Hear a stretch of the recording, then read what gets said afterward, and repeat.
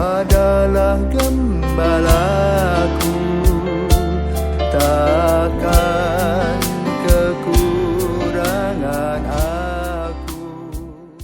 Saudara-saudara terkasih, selamat pagi. Salam jumpa lagi dalam Sabda Siap Saji 11 Februari 2021, di mana kita memperingati orang-orang sakit atau kita mendoakan orang-orang sakit. Kenapa? Karena Maria menampakkan diri di Lourdes kepada Santa Bernadette. Mari kita berdoa yang akan dipimpin oleh Diego.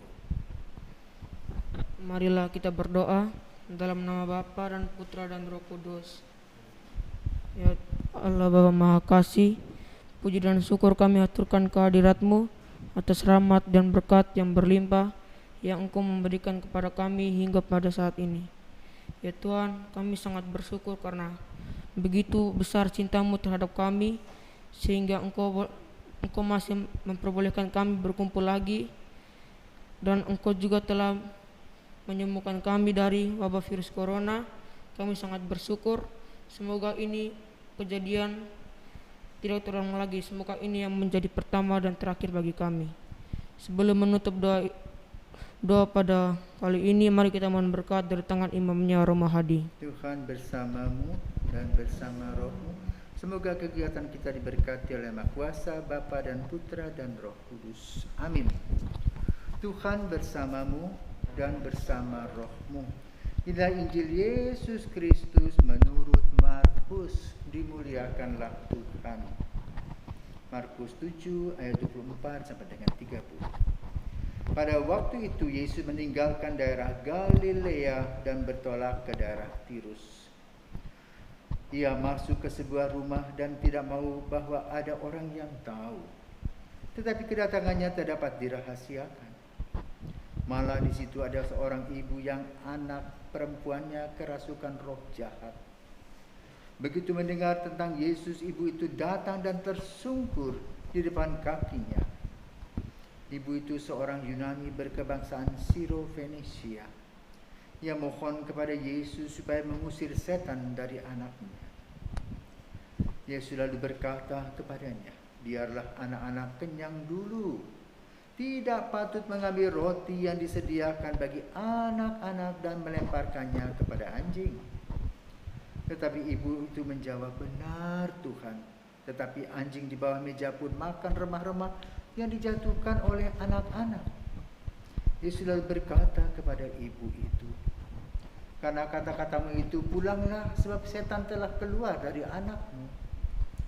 Ibu itu pulang ke rumah dan mendapati anaknya terbaring di tempat tidur, sedang setan sudah keluar. Demikianlah Injil Tuhan. Terpujilah Kristus. Nah, saudara-saudara terkasih, ada 4 siswa yang terpapar COVID-19. Tentu mereka sepertinya hidup dalam kegelapan. Maka mungkin baiklah kita mendengar cerita tentang anak-anak kami yang baru saja bulan awal Januari itu libur ke rumah masing-masing. Ada dari Palasari, ada dari Rangtuka, ada dari Kupang, ada dari Mataram. Kita dengarkan dulu kesaksian Juan Diego, anak pertama yang positif COVID. Silahkan Diego. Ya, pertama kali setelah saya mendengar bahwa keluarga saya di Kupang juga terkena COVID, saya awalnya merasa sedih, sehingga saya pergi cek di Polinik. Setelah cek dan hasilnya positif. Setelah mendengar bahwa saya terpapar oleh wabah virus corona, saya pun merasa takut. Tetapi setelah sesampainya di seminari, saya diberikan bermain handphone karena saya ingat pesan dari orang tua bahwa ini jangan terlalu kepikiran dengan wabah virus corona. Ini bersenang-senang saja. Jadi akhirnya saya pun menghabiskan waktu dengan bersenang-senang tanpa memikirkan COVID, sehingga saya pun dapat sembuh dari COVID. Oke. Sekarang kita dengar Jojo dari Mataram. Yang tadi Diego dari Kupang. Kalau dari saya, setelah Juan Diego dinyatakan positif, di seminari langsung diadakan tes antigen besar-besaran. Setelah berapa lama menunggu, dapatlah giliran di kelas kami, Rom. Terus pas dicek, awalnya sih nggak mikir apa-apa, pasti pikirannya positif thinking aja, Romo. Hasilnya pasti negatif. Soalnya kan nggak ada gejala apa-apa juga. Habis itu setelah dites, berapa menit kemudian Frater Angel panggil dan dinyatakan positif. Lalu disuruh untuk diam di lobi dulu. Setelah berapa menit datang juga Rico, ya gitu. Setelah itu kami langsung disuruh naik ke atas, diantar oleh Frater Tony, dan kami mulai diisolasi di situ. Di hari pertama saya merasa takut jelas ya, karena terpapar virus ini, virus yang mematikan. Tapi setelah diberitahu oleh orang tua untuk jangan dipikirkan, jangan dibawa stres, saya berusaha untuk melakukan kegiatan yang menurut saya bisa menghibur diri saya. Terutama dikasih pegang HP, jadi saya mencari hiburan atau menonton di YouTube untuk menyenangkan diri saya.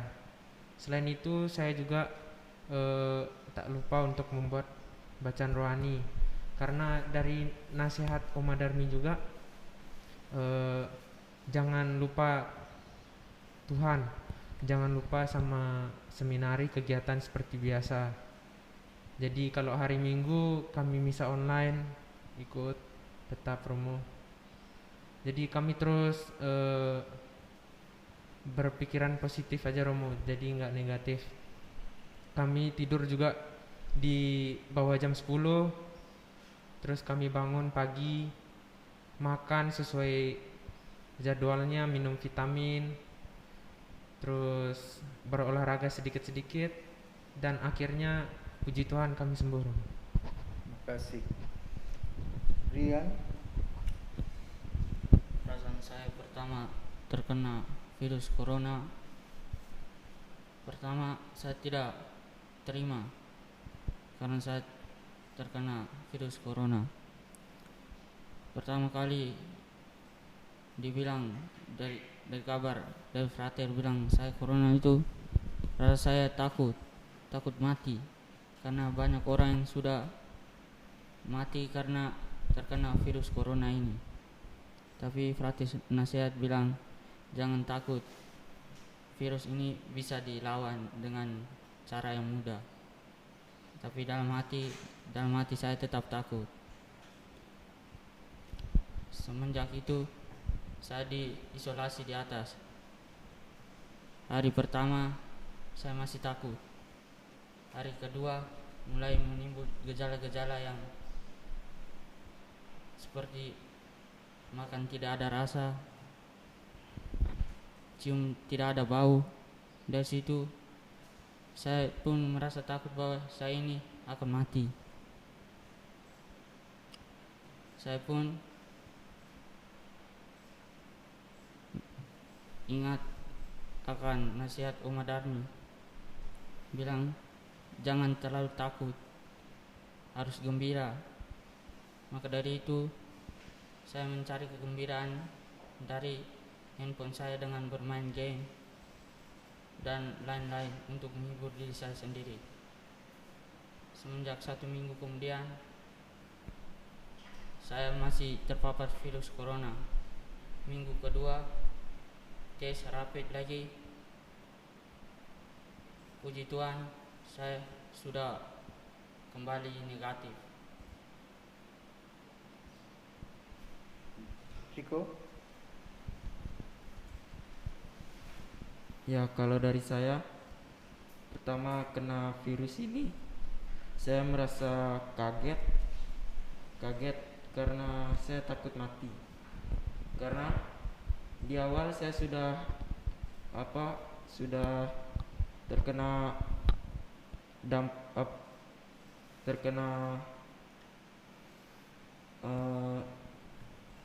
ini penyakitnya seperti pilek, batuk, dan pernah demam.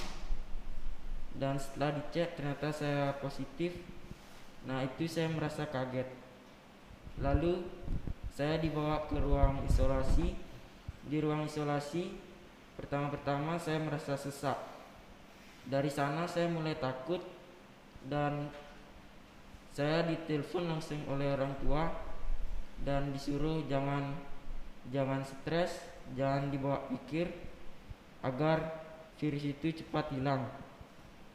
Terus datang Oma Narmi, dia memberitahu supaya senang-senang aja, jangan terlalu stres dan selalu ingat Tuhan dan jangan lupa belajar juga.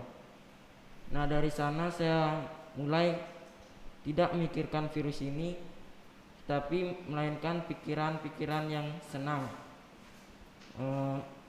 Saya dengan diberinya HP, saya merasa senang dan saya tidak mulai mikir-mikirkan virus-virus ini. Terus Oma Narmi juga berpesan untuk selalu berolahraga agar imun kita tetap sehat dan tidak bergadang di malam hari. Dengan melakukan semua itu, puji Tuhan saya dapat negatif dari virus ini dan saya dapat kembali bersama teman-teman, berkumpul bersama dan dapat menjalankan aktivitas lainnya bersama. Baik. Nah, Bapak Ibu terkasih, kita sudah mendengar kesaksian. Sekarang pertanyaan kedua, bagaimana reaksi teman-temanmu Riko ketika mereka tahu bahwa kamu kena COVID-19? Apakah mendekat atau menjauh atau bagaimana? Reaksi teman saya ketika mendengar saya terkena COVID-19 ini, pertama mereka kaget, mereka tidak percaya. Tapi setelah frater yang ngomong, yang memberitahu mereka bahwa saya terkena virus ini, mereka pun takut dan menjauh dari saya karena mereka takut tertular dan tidak mau dekat-dekat dengan saya. Itu Rum. Rian gimana?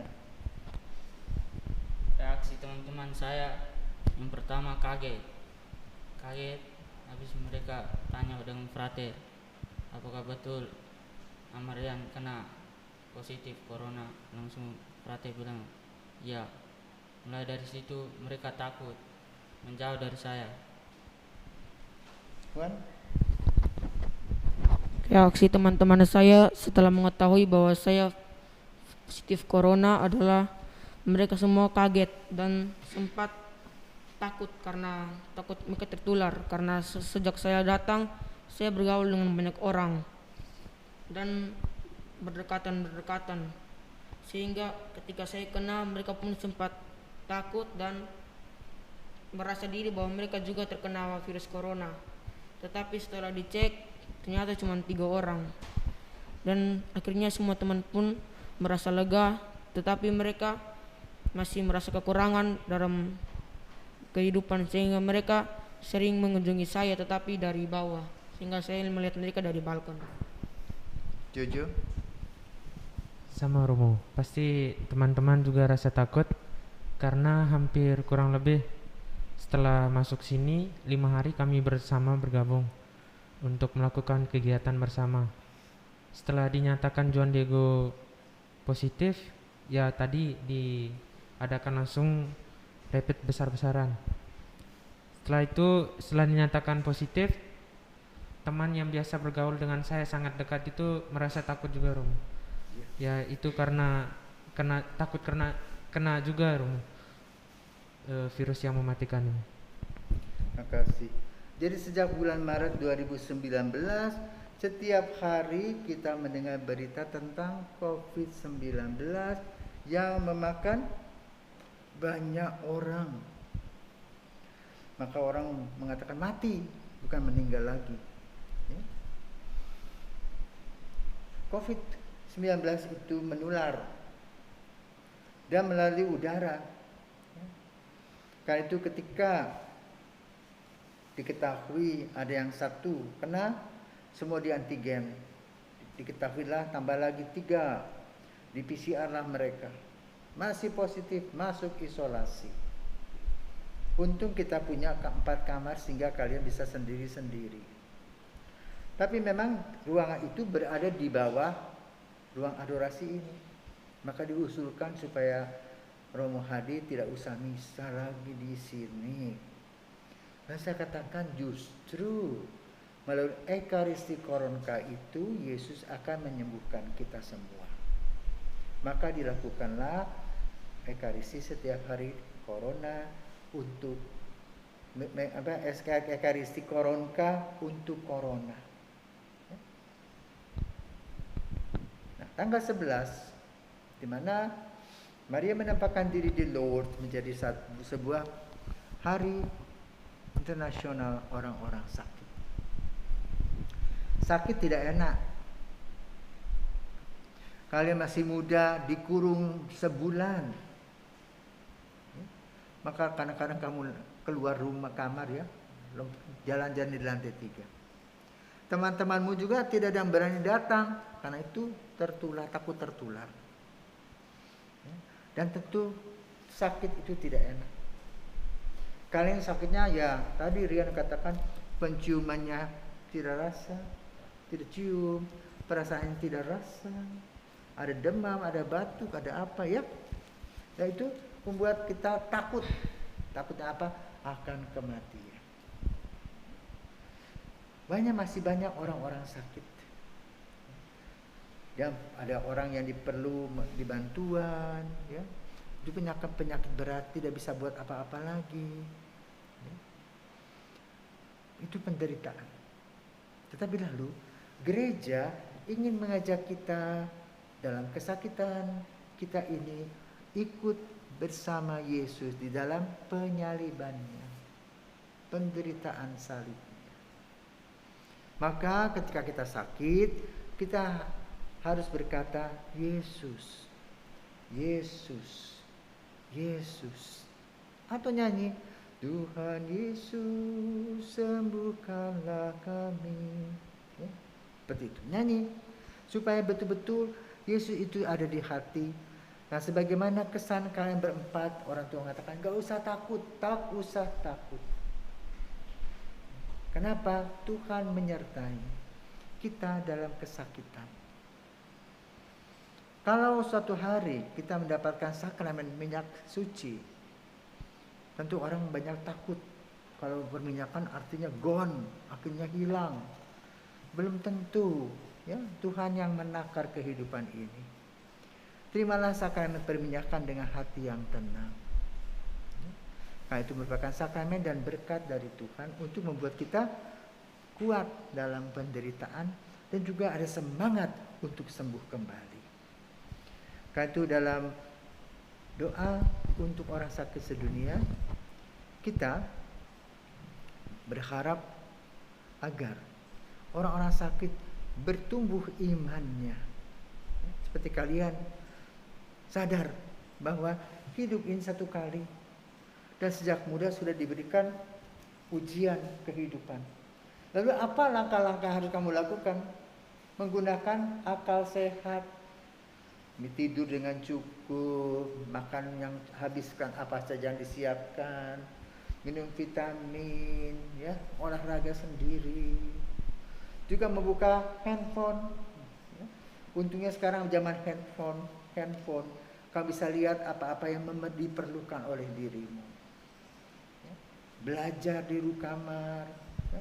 Membaca macam-macam artikel-artikel yang ada, itulah solusi yang harus dilakukan.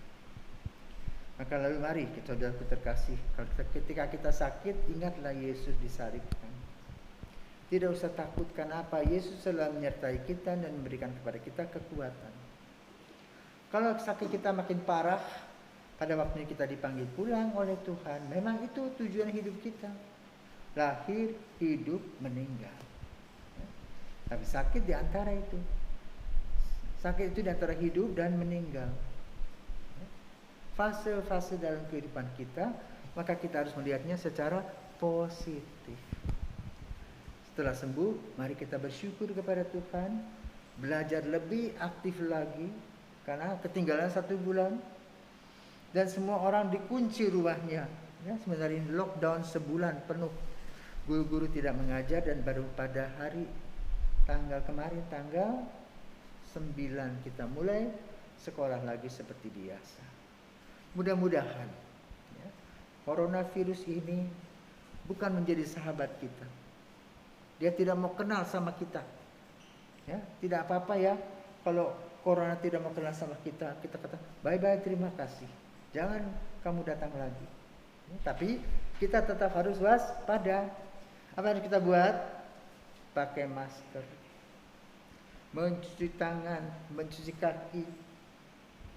Ya, apalagi menjaga jarak. Ya. Yang lain apa? Misa, selalu rajin misa. Ya. Dalam misa Tuhan memberkati kita. Yang kelima apa lagi? Ya. Mari selalu bersyukur dan memuji Tuhan. Jadi bukan 3M tapi 5M. Memuji Tuhan senantiasa, misa setiap hari, pakai masker setiap waktu, cuci tangan setiap saat, menjaga jarak dengan teman. Ya. Tidak ada lagi zaman seperti dulu, peluk-peluk, cipika-cipiki, tidak ada. Hanya jauh-jauhan. Semoga kita semua diberkati, khususnya bagi mereka yang sakit, diberikan oleh Tuhan berkat-berkatnya. Mari Riko kita berdoa. Marilah kita berdoa. Allah Bapa yang Maha Kuasa, kami bersyukur kepadamu karena Engkau telah memberikan nafas kehidupan ini bagi kami semua umat-Mu. Ya Bapa, Engkau telah memberikan kesembuhan bagi kita semua dari virus COVID-19 ini, dan kami telah menerima banyak pelajaran yang kami dapatkan dari virus 19 ini. Semoga dengan apa ya pelajaran-pelajaran yang kami dapat dalam pengalaman terkena wabah virus 19 ini, kami dapat menjadi lebih baik dan dapat menjaga kesehatan agar kami dapat selalu sehat dan selalu bersyukur kepadamu.